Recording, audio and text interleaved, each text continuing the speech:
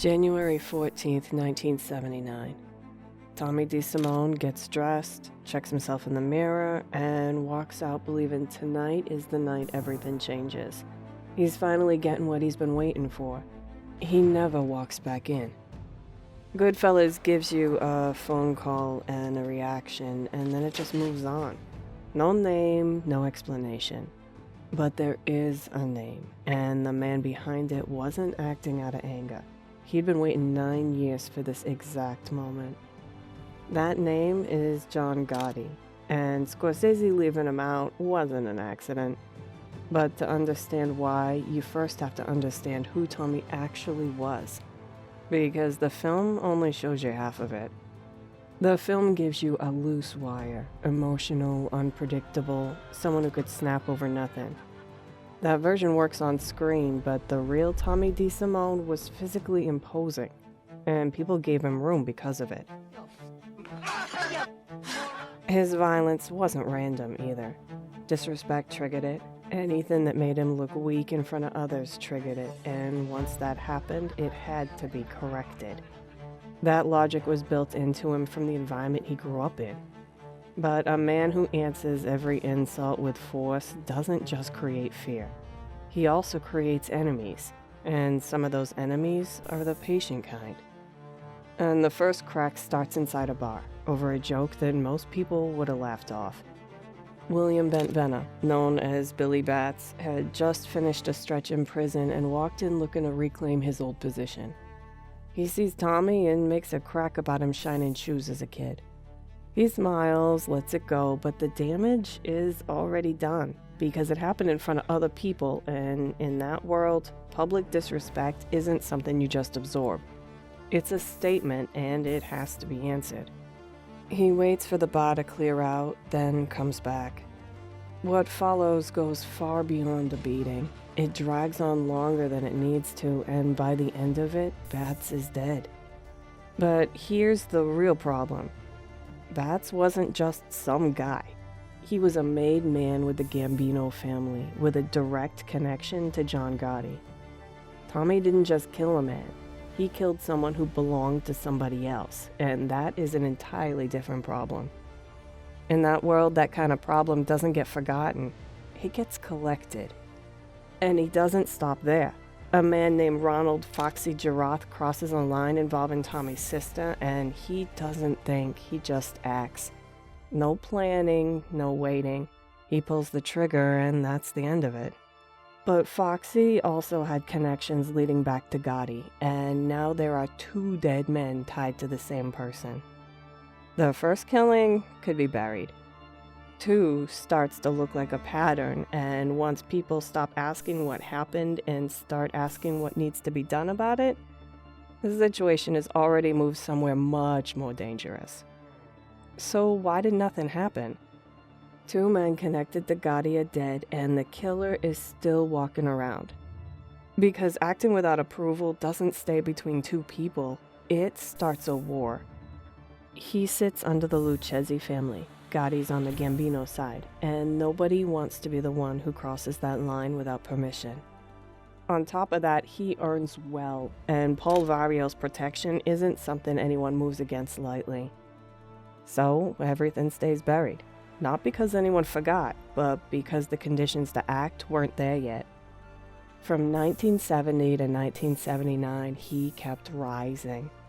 The Air France job, the Lufthansa heist, serious money, serious reputation. Every success makes him harder to touch because removing someone that valuable creates its own set of problems. And during all of this, Gotti's watching.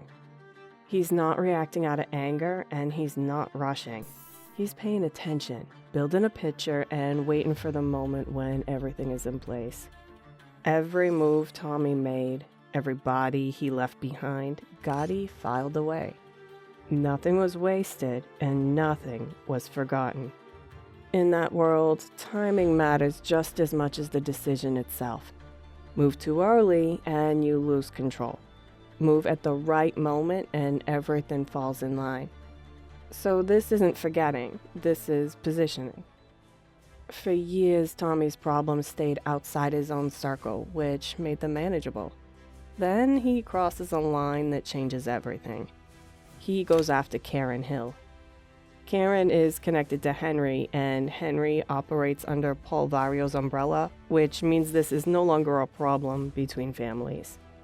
It's now a problem inside one, and it lands directly in Vario's lap. Vario has covered for Tommy for a long time, and he's looked the other way at things that were easier to ignore. But this is different. This reaches into his own circle, and it forces his hand. For the first time, he doesn't just have enemies outside his protection, he becomes a problem inside it. And that's the moment everything changes. Vario knows the truth about Billy Bats, and he's known it for years. He just never had reason to say it out loud until now. With the situation changed, he confirms what others have been waiting to hear. That he was responsible for Bats and that confirmation is all that was needed. Because now the Gambino side has what it could never get before, acknowledgement from the inside. Doubt disappears, and once that happens, permission follows. Gotti can finally act. Not quietly, not out of anger, but with approval from the right people. The question was never whether Tommy would die. It was always about when it would be allowed. Once the decision is made, the next step is simple. You don't chase someone like Tommy. You let him walk into it. So they offer him something that he's always wanted. The ceremony, the title, the moment of finally becoming a made man. And Tommy, who's been passed over before, takes it without hesitation. What he doesn't stop to consider is that he's not fully Italian, and in that world, that closes the door permanently. The offer itself is built on something that was never possible, which means the ceremony was never real. It was just a reason to get him into a specific place at a specific time. By the time he gets in the car, the outcome is already settled. And so we get to January 14th, 1979. The drive is quiet, the faces around him are familiar, and nothing feels off. He believes he's on his way to the moment he's been waiting for, so he's not looking for anything wrong. They pull up to a house that's completely empty, and for a second that doesn't match the picture he had in his head. Then the pieces connect all at once, and he understands exactly what this is. And then it's over. One shot to the back of the head, clean and immediate. No drawn-out moment, no long speech, just a decision being carried out exactly as planned. But what happens after is almost darker than death itself. There's no body, no grave, no record of where he ended up. His wife reports him missing, and weeks turn into months, and eventually the system just marks him as dead on paper and moves on. He simply ceased to exist, and the world that created him just kept moving. So why does Goodfellas leave all this out? The film follows Henry's point of view, and Henry only sees what's around him. He doesn't have access to the decisions being made at the top, and Scorsese built the film around that limitation on purpose. Adding Gotti's name changes what the story's about. It stops being about how life works, how people rise, fall, and disappear inside a system. It becomes about one man settling a personal score. The film wants you to feel how random and mechanical it all is. Tommy's here, and then he's gone, and no single person appears to be responsible. But once you know the full chain, 2 killings, 9 years, 1 broken line of protection, and 1 name sitting at the center of it all, the ending stops feeling like fate. It becomes much colder. Something that was planned a long way back. Goodfellas hides the names because once you hear it, the story stops being about life and starts being about something far more deliberate.